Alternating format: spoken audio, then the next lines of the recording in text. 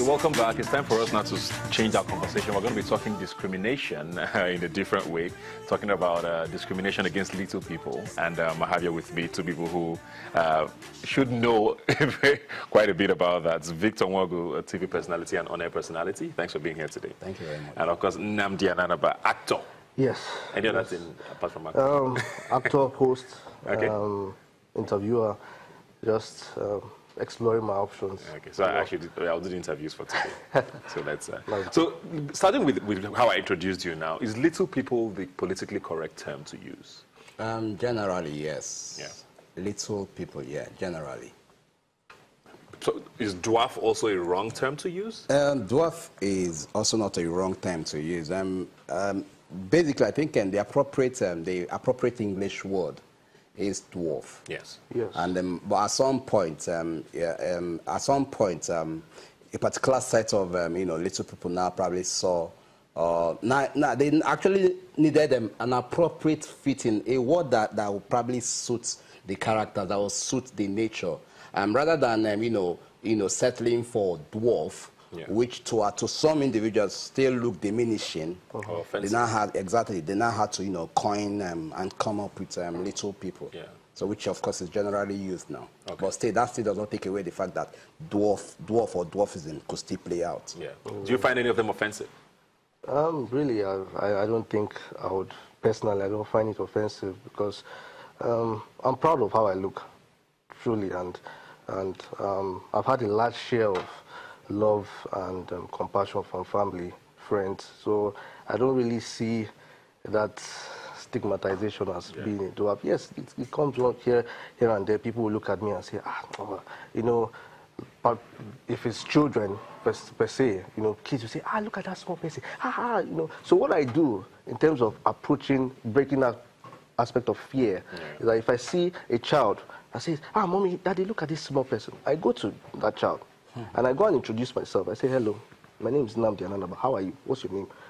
Automatically, it breaks the fear of that child. Exactly. They now see you as human, and they now begin to express themselves. Exactly. And really want to know how you are. Some will just hug you, and some, I've had such kind of experiences. Yes, but it's not that we've not had negative responses, but we're people, so we just take it and we just. Now you guys are at a place now where you're on TV, you're working, you've come into your own, you own your confidence. Like you're at the point where it's going to be hard to say things to you that will necessarily get at you at this point, I want to believe. Yeah. But you did grow up, you went through your teenage years and all of that. How was that for you? Because there might be people who are going through that as well at this time, wondering how you went through maybe bullying, things like that as a young kid. But for me, it's a natural thing.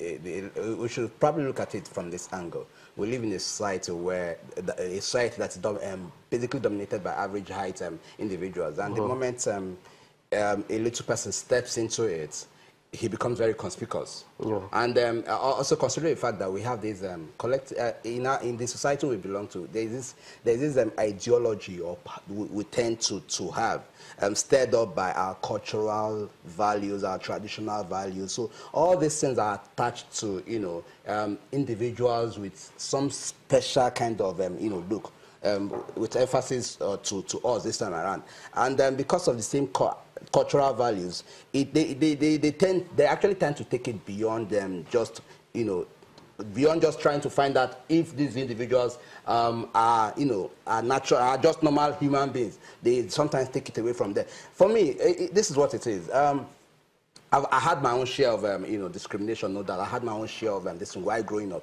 But first thing first, I'll first at least applaud and appreciate my parents, because for me, for every little person that comes via his parents, must also at least be able to at least have this bond with them, because your parents are your first guard. They guide you first. They at least give you some level of confidence, ensure that you break away from that fear.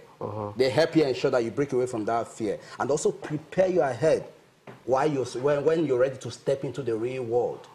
And if that could come from parents, then I believe for us, we should be able to at least break every form of hindrances, or every form of stumbling and blocks that stands before you. So parents, yes, I've had my own share, but then it is still, for me, this is what I use. It's a normal thing. I'm accustomed to it. Though sometimes it gets to me, but still. Does it still get to you some points? It depends on my mood. Okay. It depends on my mood. If you offer it to me at a very wrong time, you'll get it the same way. Yeah. True. You'll definitely get it the same way. Not valid, but you'll get. And the way this is how I do mine. I walk up to you. I just get involved in the conversation, the same conversation you introduced or you probably started. I said, look, fine. It's as if you have, there is this particular scenario that happened. I walked up to a lady that was actually having a chat with a few friends and spotted me, said a couple of things, and they started laughing. I walked up to her and said, I just discovered I just noticed you've discovered your sense of humor. So all this why it did not occur to you that you had funny until exactly until this very moment. Then I said, look, it is very simple. The issue of dwarfism runs virtually everywhere. Exactly. My parents, it never really occurred to my parents that their first child would turn out to be a little person.